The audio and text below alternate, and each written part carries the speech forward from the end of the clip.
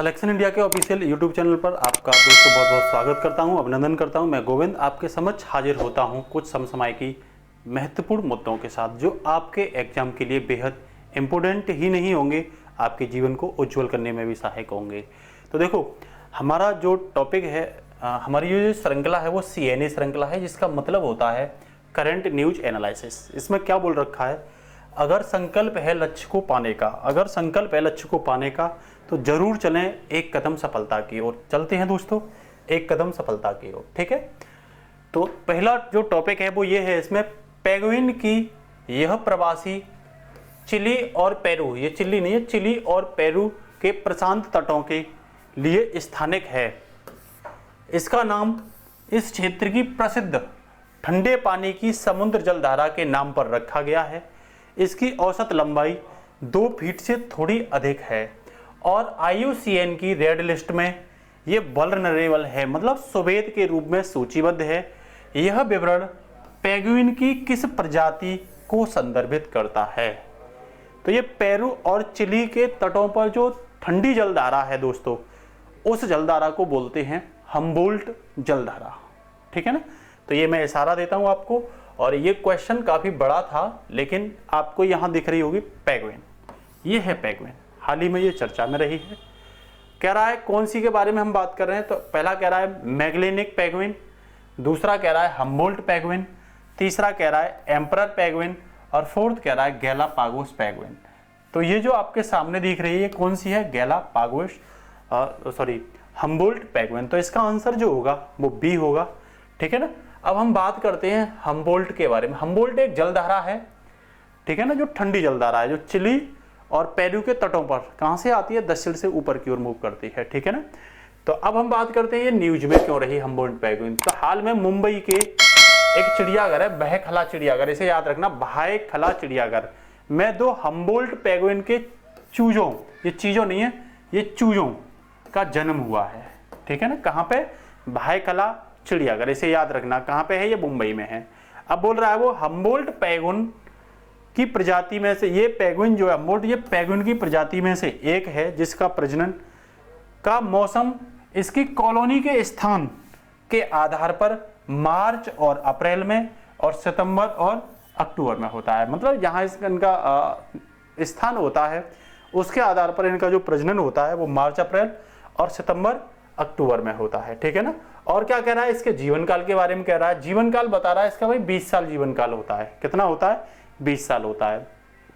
विश्व स्तर पर इसकी कितनी प्रजातियां हैं? 18, जिनमें से 11 प्रजाति तो इस समय खतरे में हैं, संकट में हैं। IUCN की रेड लिस्ट में वो ऑलरेडी क्या हैं? सूचीबद्ध हैं। जो प्रजातियों को खतरा होता है तो IUCN उसे अपने यहाँ संरक्षण करने के लिए क्या कर देता है? सूचीबद्ध कर देता है, ठीक है ना। तो ये भी याद रखना आप। अब इसके साथ ही देखो, ये आप खबर देख रहे होंगे, अब ये भी बोल रहा है कि दक्षिणी गोलार्ध में पाई जाने वाली ऐसे पक्षी हैं जो उड़ते नहीं है, ध्यान रखेंगे, ये उड़ता नहीं है। अब देखो ये खबर आई है द हिंदू का, आप देख रहे होंगे द हिंदू में ये खबर आई है। तो ये मुंबई के जो भायखला चिड़ियाघर है, ठीक है ना, उसमें इसके देख रहे हैं फर्स्ट बेबी ऑफ पेंगुइन, कौन सा है? ये हम्बोल्ट, आप देख रहे होंगे इसे, है ना। किसकी खबर है? ये द हिंदू न्यूज़पेपर की खबर है। तो बेहद इंपॉर्टेंट खबर जो हमारे राष्ट्रीय स्तर के न्यूज़पेपर होते हैं उनसे आपके समझ ली जाती है, ठीक है ना। अब नेक्स्ट टॉपिक है इसमें, खबरों में रहा अनम्मा, मतलब UNAMA निम्न में से किससे संबंधित है? पहला कह रहा है UNSC का ये एक मिशन है, दूसरा कह रहा है डिजिटल मुद्रा है, तीसरा कह रहा है कोई तूफान या चक्रवात है, कोई तूफान या चक्रवात है, और फोर्थ कह रहा है बायोटेक्नोलॉजी है कोई। तो ध्यान रखना UNAMA ये UNSC का एक मिशन है, राहत मिशन, जो अफगानिस्तान में क्या है? अफगानिस्तान में हाल में चर्चा में है, ठीक है ना। जो कहां पे चर्चा में है? अफगानिस्तान में चर्चा में है, ठीक है ना। तो देख लें इसके बारे में थोड़ा सा। तो देखो, यह संयुक्त राष्ट्र सुरक्षा परिषद का अफगानिस्तान राहत मिशन है। किसका? संयुक्त राष्ट्र सुरक्षा परिषद, UNSC का राहत मिशन है। कहां पर? अफगानिस्तान में, जिसे एक अधिशेष द्वारा हाल में एक अधिशेष पारित किया गया है, ठीक है ना। तो इसे 6 महीने के लिए इस राहत मिशन को क्या कर दिया? बढ़ा दिया गया है। और तालिबान से आग्रह किया गया है जो उसकी क्या वो एक समावेशी सरकार का क्या करे, गठन करे, ऐसी सरकार का गठन करे, ठीक है ना, जो समावेशी हो, ऐसा ना हो कि वो कहीं ना कहीं जटिलता पैदा करे, ठीक है ना। इसका पूरा नाम क्या है, तो इसका पूरा नाम है United nation assistant mission of Afghanistan, United nation assistant mission of Afghanistan, ठीक है ना। इसकी स्थापना कब हुई थी, तो 28 मार्च वर्ष 2002 में इसकी क्या हुई थी, यूएनओ का एक प्रस्ताव था 1401, याद रखना 1401 प्रस्ताव के अनुसार इसकी क्या की गई थी, स्थापना की गई थी। तो ये भी आप क्या रखोगे, याद रखोगे, ठीक है ना। इसके साथ ही जो नेक्स्ट खबर है वो है अमेरिका के भारत में किसी दो अमेरिका ने भारत में किन्हीं 2 MH-60R मल्टी रोल हेलीकॉप्टर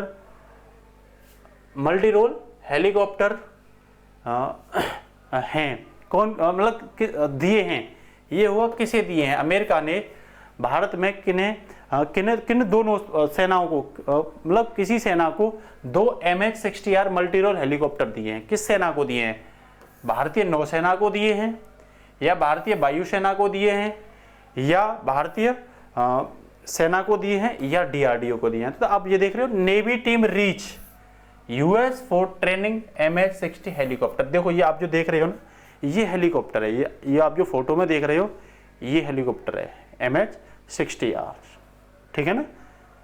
तो ये किसका है, तो ये अमेरिका का है, किसका है, अमेरिका का। हाल ही में ये किसे दिया गया है, तो ये भारतीय वायुसेना को दिया गया है, ठीक है ना। किसको दिया गया, भारतीय वायुसेना को। ध्यान रखना इसे रोमियो भी कहा जाता है, क्या कहा जाता है, रोमियो भी कहा जाता है। यह उन्नत टेक्नोलॉजी का दुनिया का समुद्रीय हेलीकॉप्टर है, ठीक है ना। सबसे ज्यादा उन्नत टेक्नोलॉजी का ये दुनिया का वन ऑफ मोस्ट समुद्री क्या है, हेलीकॉप्टर है। इसके साथ ही जो नेक्स्ट है वो ये है, भारत के किस राज्य से पहली बार राजा मिर्च को लंदन में निर्यात किया गया है, किस राज्य से। ये जो देख रहे हो फोटो, राजा मिर्च को क्या किया गया है, ये है राजा मिर्च, न्यूज़पेपर में आप देख भी रहे हो, ये न्यूज़पेपर की खबर है, ठीक है ना। तो उत्तराखंड से, लद्दाख से, नागालैंड से, या गोवा से। तो देखो यहाँ लिख रहा है नागालैंड की राजा मिर्च की एक खेप गुवाहाटी से, कहां से गई है, गुवाहाटी से लंदन निर्यात हुआ है। और इस पर खुशी जाहिर की है किसने, नरेंद्र मोदी ने। आप देख भी रहे होंगे, इस पर नरेंद्र मोदी ने खुशी जाहिर की है। तो इसका ऑप्शन क्या होगा, शी इसका आंसर होगा, ठीक है ना। अब इसके बारे में थोड़ा बहुत इंफॉर्मेशन देख लेते हैं, ठीक है ना। तो इन्फॉर्मेशन क्या है इसके बारे में, तो इन्फॉर्मेशन है भारत के नागालैंड राज्य में राजा मिर्ची, नागा राजा मिर्ची भी इसे कहा जाता है। इस राजा मिर्ची को नागा राजा मिर्ची, क्या, नागा राजा मिर्ची भी कहा जाता है। जिसे पहली बार लंदन में निर्यात के लिए क्या किया गया है, भेजा गया है। इस राजा मिर्ची को वर्ष 2018 में GI टैग मिला था, क्या मिला था, वर्ष 2008 में GI टैग भी मिल चुका है, मतलब भौगोलिक संकेतन का भी इन्हें प्रमाण मिल चुका है, ठीक है ना। तो वो कह रहा है इसको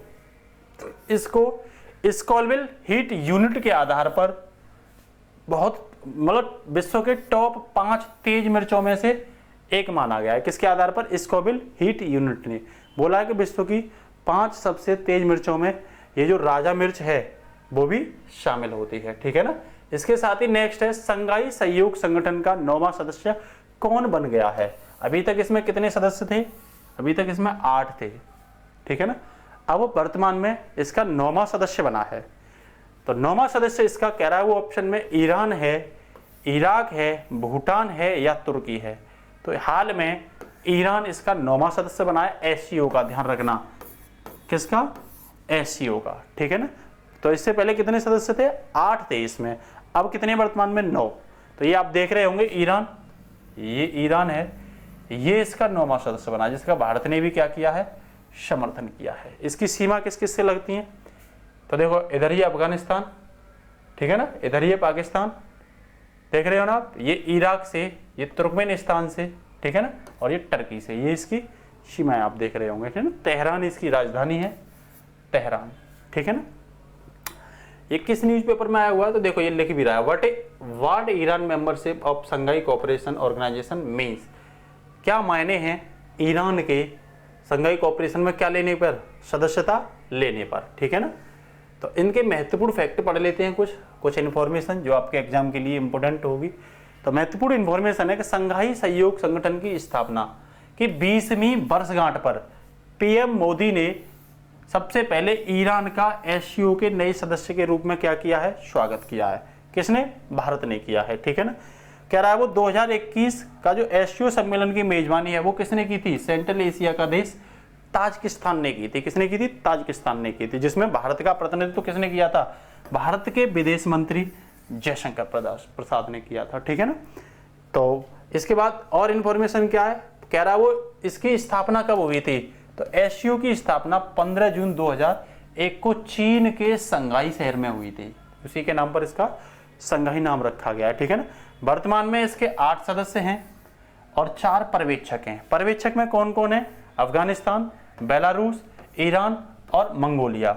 और जो 8 सदस्य हैं इसके पर्यवेक्षक के अलावा वो कौन कौन है? तो उसमें रूस भी है, कजाकिस्तान है, पाकिस्तान है, किर्गिस्तान है, भारत भी है, ताजिकिस्तान और उज्बेकिस्तान भी है, ठीक है ना।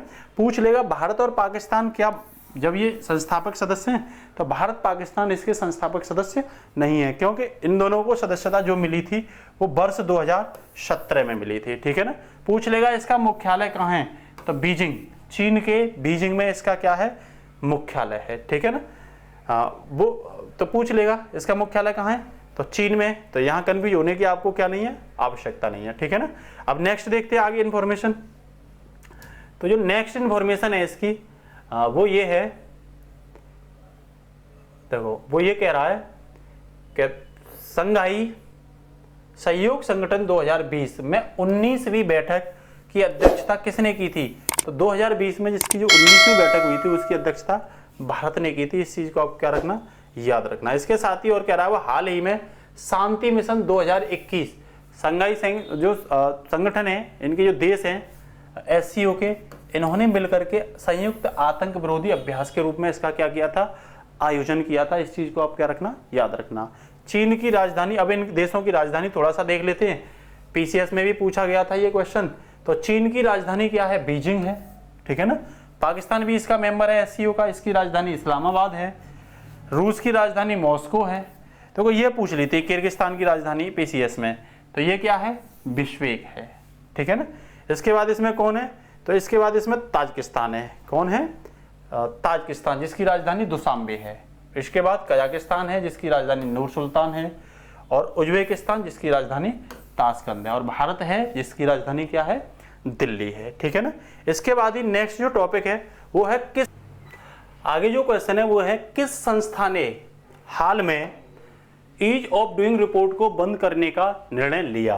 पहला कह रहा है वो वर्ल्ड बैंक, दूसरा कह रहा है यूनेस्को, तीसरा कह रहा है आईएमएफ और फोर्थ कह रहा है डब्ल्यूटीओ। तो ध्यान रखना, हाल में वर्ल्ड बैंक ने इसे क्या किया है? बंद करने का निर्णय लिया है। क्यों लिया है ये निर्णय, ये देख लेते हैं आखिरकार ये निर्णय लिया क्यों गया है। तो कह रहा है वो ईज ऑफ डूइंग बिजनेस 2018 और 20 पर जो डाटा आया था उस डाटा में अनियमितता का क्या लग रहा है? आरोप लग रहा है। इस अनियमितता के आरोप के मिलने के बाद विश्व बैंक ने समूह प्रबंधन के कार्यकारी निदेशक मंडल द्वारा यह निर्णय लिया है कि आने वाले समय में वर्ल्ड बैंक जो ईज ऑफ डूइंग रिपोर्ट है उसे क्या किया जाएगा? बंद किया जाएगा, ठीक है ना। अब पूछ लेगा भाई ईज ऑफ जो वर्ल्ड बैंक जो है वो वर्ल्ड बैंक की स्थापना किसने की? तो वर्ल्ड बैंक की स्थापना वर्ष 1944 में 1944 में की गई थी, जिसका मुख्यालय कहाँ है? Washington DC, America. ये कहाँ पे है? अमेरिका में है। कितने वर्तमान में देश हैं? तो 189 इसके सदस्य देश हैं। वर्तमान में इसके अध्यक्ष कौन है वर्ल्ड बैंक के? तो डेविड मालपासा इसके अध्यक्ष हैं। इसका उद्देश्य क्या है? तो उद्देश्य है जो सदस्य राष्ट्र हैं उनको निर्माण और विकास के लिए कार्य करने के लिए आर्थिक सहायता प्रोवाइड कराना। ये किसका उद्देश्य है? ये वर्ल्ड बैंक का उद्देश्य है। और क्या है वर्ल्ड बैंक के बारे में? ये 5 रिपोर्ट जारी करता है। ये बेहद इंपॉर्टेंट है, नोट कर लेना इन रिपोर्ट को, ये पूछी ही जाती हैं छोटे से लेके बड़े एग्जाम में, ये पूछी ही जाती हैं, ठीक है ना। पहली कौन सी रिपोर्ट पूछ लेगा? Ease of doing report, business report World Bank के द्वारा। ह्यूमन कैपिटल इंडेक्स किसके द्वारा जारी किया जाता है? वर्ल्ड बैंक के द्वारा। वर्ल्ड डेवलपमेंट रिपोर्ट किसके द्वारा जारी की जाती है? वर्ल्ड बैंक के द्वारा। माइग्रेशन एंड डेवलपमेंट ये भी दोस्तों वर्ल्ड बैंक के द्वारा ही जारी किया जाता है। और लास्ट ग्लोबल इकोनॉमिक प्रोस्पेक्टस, ये भी किसके द्वारा जारी किया जाता है? वर्ल्ड बैंक के द्वारा। तो इनको आप क्या रखोगे? याद रखोगे, ठीक है ना। इसके साथ ही जो नेक्स्ट है वो नेक्स्ट है इसके बारे में कुछ इंडेक्स, मतलब उनमें जिनमें भारत का क्या स्थान रहा है, ठीक है ना। तो कुछ इंडेक्स हैं, ये वर्ल्ड बैंक के नहीं है, मैं ऑल ओवर बता रहा हूं, ठीक है ना। जैसे विश्व प्रसन्नता सूचकांक 2021, इसमें भारत की 139वीं रैंक आई है। विश्व प्रेस स्वतंत्रता सूचकांक, जिसमें भारत की 2021 में 142 रैंक आई है। मानव विकास सूचकांक 2020, जिसमें भारत की रैंक कितनी आई है, 131 आई है। जेंडर गैप रिपोर्ट या जेंडर गैप इंडेक्स 2021, इसमें भारत की रैंक 140। यहां से क्वेश्चन पूछे जाते हैं, ध्यान रखना, इनको रट लेना। Ease of doing business report 2020, इसमें भारत की 63 रैंक आई थी। और वैश्विक साइबर सुरक्षा 2021 में भारत कौन से स्थान पर रहा था, भारत 10वें स्थान पर रहा था। तो ये कुछ बेसिक सी जानकारी है जिसे आपको क्या रखना पड़ेगा, याद रखना पड़ेगा। इसके साथ ही नेक्स्ट क्वेश्चन है, किस राज्य सरकार ने एक कूपर महसीर को स्थानीय रूप से कैटली नाम दिया है? क्या नाम दिया है? कैटली नाम दिया है। किस राज्य ने उस राज्य की मछली घोषित की है? कैटली नाम से उस राज्य की मछली घोषित की है। पहला कह रहा है वो नागालैंड, दूसरा कह रहा है असम, तीसरा कह रहा है मणिपुर और फोर्थ कह रहा है सिक्किम। तो ध्यान रखना, इसका जो आंसर होगा वो सिक्किम होगा। सिक्किम ने हाल ही में इसे अपने राज्य की कैटली मछली घोषित किया है, ठीक है ना। तो डी उसका आंसर हो जाएगा, सिक्किम। अब उसके बारे में क्या कह रहा है वो, कैटली मछली के महत्व को उजागर करने और इसके संरक्षण के उपायों पर जोर देने के लिए यह निर्णय लिया गया है कि भाई इसके इंपोर्टेंस समझी जाए और इसके संरक्षण पे भी फोकस किया जाए, ठीक है ना। इसके साथ थोड़ी सी इंफॉर्मेशन जो बेहद जरूरी होती है। तो सिक्किम के मुख्यमंत्री कौन है इस समय? PS फूले हैं, ठीक है ना। सिक्किम के राज्यपाल कौन है? गंगा प्रसाद हैं। सिक्किम की राजधानी कौन सी है? गंगटोक। ये टोक नहीं है, टोक है, गंगटोक है, ठीक है ना। और नाथुला दर्रा और जयलेपला दर्रा, ये दोनों ही सिक्किम में पड़ते हैं। नाथुला और जयलेपला दर्रा, याद रखना इस चीज को, ठीक है ना। और दक्षिण घाटी के बीच में कौन सा दर्रा है? तो दक्षिण घाटी के बीच में नाथुला ही दर्रा है, ठीक है ना। पूछ लेगा। जयपला जो दर्रा है उसका निर्माण कहां पे हुआ है, किसके द्वारा हुआ है? तो तीस्ता नदी द्वारा। जयपला दर्रा को सिक्किम में तीस्ता नदी ने फॉर्मेशन किया था। पूछ लेगा कौन सा राज्य है जहां पे 100% ऑर्गेनिक कृषि होती है? भारत का ऐसा कौन सा पहला राज्य है जहां 100% जैविक कृषि होती है? तो इसका भी आंसर सिक्किम ही होगा।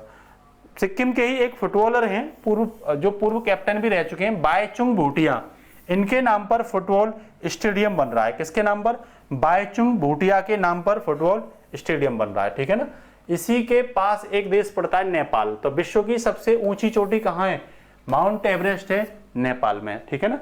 और भारत की दूसरी सबसे ऊंची चोटी सिक्किम में ही है, कंचनजंगा। कौन सी? कंचनजंगा,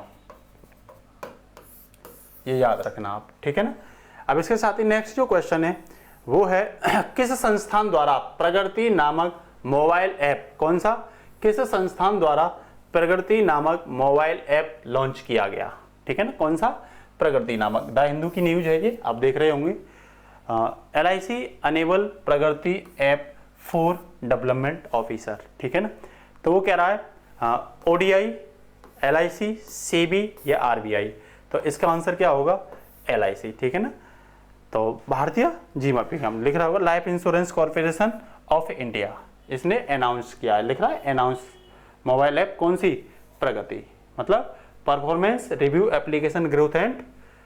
अब देखो आगे इसकी कुछ महत्वपूर्ण इंफॉर्मेशन देख लेते हैं। भारतीय जीवन बीमा निगम ने अपने विकास अधिकारियों के विशेष उपयोग के लिए, ये किसके लिए? जो LIC में काम करने वाले अधिकारी हैं उनके लिए प्रगति मोबाइल ऐप लॉन्च किया है, ठीक है ना। प्रगति का यहाँ अर्थ क्या है? प्रदर्शन, समीक्षा, अनुप्रयोग, विकास और प्रवृत्ति संकेतक। प्रदर्शन, समीक्षा, अनुप्रयोग, विकास और प्रवृत्ति संकेतन, ठीक है ना। हाल ही में आनंद, LIC ने एक ऐप लॉन्च और किया है, आनंद मोबाइल ऐप, ठीक है ना। इसे भी आप याद रखना, ठीक है ना। सतर्क नागरिक मोबाइल ऐप किसने लॉन्च किया? तो जम्मू एंड कश्मीर के राज्यपाल मनोज सिन्हा ने लॉन्च किया है। आयुष मंत्रालय ने विज्ञान भवन से संबंधित एक बाई ब्रेक ऐप लॉन्च किया है। कौन सा? बाई ब्रेक, आयुष मंत्रालय ने, ये भी आप ध्यान रखना, ठीक है ना। फिट इंडिया मोबाइल ऐप किसने लॉन्च किया है? तो ये अनुराग ठाकुर ने लॉन्च किया है, ठीक है ना। अभी कैबिनेट मंत्री हैं वो। भारतीय जीवन बीमा निगम की अगर स्थापना के बारे में पूछे तो ये 1 सितंबर 1956 को इसकी क्या हुई थी? LIC की स्थापना हुई थी, जिसका हेडक्वार्टर कहाँ पे है? मुंबई में है ना। इसके सीईओ जो और जो प्रबंध निदेशक हैं वो कौन है, वो सिद्धार्थ मोहिती हैं। कौन है, सिद्धार्थ मोहिती। इसे भी आप क्या रखोगे, याद रखोगे। सिद्धार्थ मोहिती इसके कौन है, ये देख रहे हैं सिद्धार्थ मोहिती, ठीक है। तो ये भी आप याद रखोगे, ठीक है ना। अब कह रहा है वो पहली भारतीय बीमा कंपनी कौन सी थी, तो oriental life insurance. Oriental life insurance कहाँ पे, कोलकाता में बनाई गई थी 1818 में। भारत की पहली भारतीय बीमा कंपनी, ठीक है ना। भारत की सबसे बड़ी बीमा कंपनी जो वर्तमान में ही है LIC, कौन सी है, LIC, ठीक है ना। अब वो कह रहा है कि मुंबई हाल ही में, ठीक है ना, LIC में कितना निवेश किया गया है, FDI के थ्रू कितना निवेश किया गया है, तो ध्यान रखना ये 74% हो गया है। LIC में निवेश की जो सीमा है वो कितनी हो गई है, हाल ही में LIC में FDI में निवेश की सीमा कितनी कर दी है, 74%। ये पूछ सकता है, ठीक है ना। अब विदेशी लोगों को भी हमारे यहाँ क्या है, LIC मतलब अब हमारी नहीं रही, अब ये प्राइवेट हाथों में चली गई, ठीक है ना। अब कह रहा अगला जो बेहद इंपोर्टेंट है, कबल टाइगर रिजर्व किस राज्य में स्थित है, कह रहा तेलंगाना, आंध्र प्रदेश, कर्नाटक और केरल। तो आप देख रहे होंगे ये द हिंदू की खबर है, ठीक है ना। Foot patrolling by forest staff step up in Kawal tiger reserve, ठीक है ना। तो ये देखो ऊपर लिख रहा है तेलंगाना लिख रहा है न्यूज पेपर में, तो द हिंदू में आई हुई न्यूज है जो बहुत ज्यादा एग्जाम में पूछी जाती हैं। तो इसका आंसर ए होगा तेलंगाना, ठीक है ना। तो कबल टाइगर रिजर्व तेलंगाना में। अब बात आएगी ये चर्चा में क्यों है भाई, जब ये आया है तो आखिर द हिंदू में और आया है, तो ये चर्चा में क्यों है कबल टाइगर रिजर्व, ठीक है ना। तो कह रहा है वो कबल बाग आरक्षित क्षेत्र तेलंगाना राज्य में स्थित एक महत्वपूर्ण टाइगर रिजर्व है। इस टाइगर रिजर्व को के कोर एरिया के दायरे में आने वाले सड़क मार्गों के विस्तार और उन्हें चौड़ा करने का काम क्या चल रहा है, उस पर प्रस्ताव का निर्णय लिया गया है, जिसके चलते Telangana state board for wild life ने इसका क्या किया है, विरोध किया। Telangana state board wild life board जो वो तो करेगा ही करेगा विरोध। भाई तुम उसके आरक्षित क्षेत्र को क्या कर रहे हो, विकास कार्यों के माध्यम से उसे संकुचित कर दोगे और वहां पे जो जीव जंतु हैं वो प्रभावित होंगे, ठीक है ना। तो वो कह रहा है दरअसल हाल में Telangana state board for wild life प्रधानमंत्री ग्रामीण सड़क योजना के क्रियान्वयन के लिए 150 एकड़ भूमि का उपयोग पर मंजूरी दे दी है। किसने, Telangana state board wild life ने। इसने प्रधानमंत्री ग्रामीण सड़क योजना के लिए 150 एकड़ की क्या दे दी है, मंजूरी दे दी है। लेकिन दिक्कत इस बात की है कि जब वहां सड़क वगैरह और ये निर्माण करोगी तो इससे क्या होंगे, वहां के जानवर प्रभावित होंगे, ठीक है ना। तो कह रहा वो यह भूमि वन्यजीव क्षेत्र में पड़ता है और इस निर्णय का विरोध हो रहा है, ठीक है ना। और टाइगर रिजर्व बाघों को इससे क्या होगा, नुकसान पहुंचने वाला है। जो टाइगर रिजर्व है, जो यहाँ बाघ हैं इस क्षेत्र में, ठीक है ना, उनको इससे क्या पहुंचेगा, नुकसान पहुंचेगा, ठीक है ना। आप देख ही रहे होंगे ये बाघ वहीं का है, ठीक है ना। अब इसके साथ ही जो और क्या इंफॉर्मेशन है, और वो कह रहा है कि कबल टाइगर रिजर्व की कनेक्टिविटी महाराष्ट्र के कौन कौन से जो टाइगर रिजर्व है वहां से पड़ती है। एक तो तड़ोबा से इसकी कनेक्टिविटी है, ये महाराष्ट्र का है। एक अंधारी टाइगर रिजर्व और एक इंद्रावती टाइगर रिजर्व, इन तीन से इसकी क्या है, कनेक्टिविटी है। यह कह रहा है कि तीनों टाइगर कॉरिडोर के रूप में भी क्या करते हैं, काम करते हैं। प्राकृतिक भी विकास इसके द्वारा क्या किया जाता है, सुनिश्चित किया जाता है। मुख्य रूप से गोदावरी, ठीक है ना, गोदावरी और इसे काट देना, ये तो सब बेकार है, ठीक है ना। तो अब वो कह रहा है कबल टाइगर रिजर्व की स्थापना कब हुई थी, 1965 में हुई थी, ठीक है ना। वर्ष 1999 में इसे वन्यजीव संरक्षण अधिनियम 1972 के तहत संरक्षित क्षेत्र घोषित किया गया था। कब, 1999, किस एक्ट के तहत, एक्ट 1972 के तहत, ठीक है ना। भारत सरकार ने 2012 में इसी को वन्यजीव अभ्यारण्य को क्या घोषित कर दिया था, टाइगर रिजर्व। तो 1999 में ये वन्यजीव अभ्यारण्य घोषित किया गया था, 1912 में इसे टाइगर रिजर्व घोषित कर दिया गया है, ठीक है ना।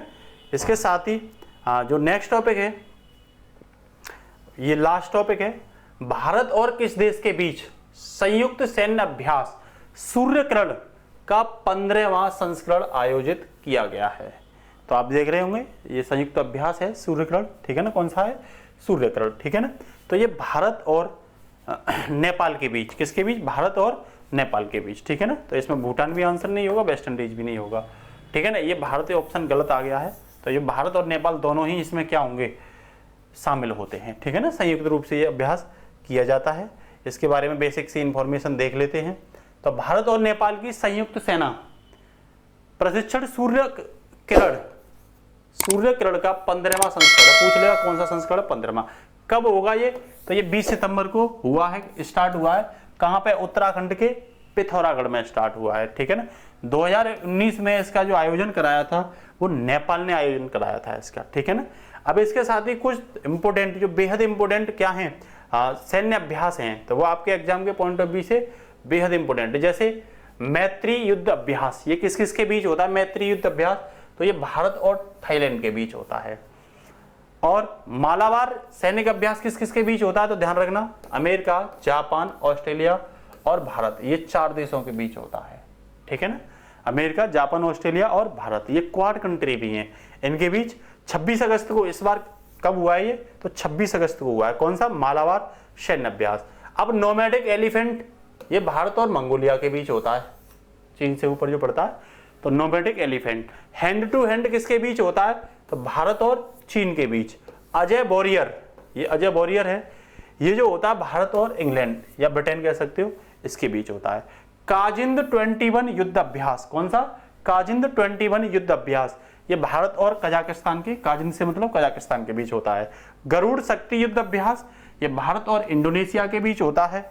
मित्र शक्ति युद्ध अभ्यास, ये भारत और श्रीलंका के बीच होता है। ठीक है ना, इसके साथ ही शक्ति युद्ध अभ्यास, ये शक्ति युद्ध अभ्यास जो होता है भारत और फ्रांस के बीच होता है। और समुद्र शक्ति युद्ध अभ्यास भारत और इंडोनेशिया के बीच होता है। और संप्रीति युद्ध अभ्यास भारत और बांग्लादेश के बीच, ये फ्रांस नहीं होगा, भारत और बांग्लादेश के बीच होता है। ठीक है ना, तो दोस्तों आज के लिए इतना ही, फिर मिलते हैं अच्छे मुद्दों के साथ आपके एग्जाम को सफल बनाने के लिए। थैंक यू दोस्तों।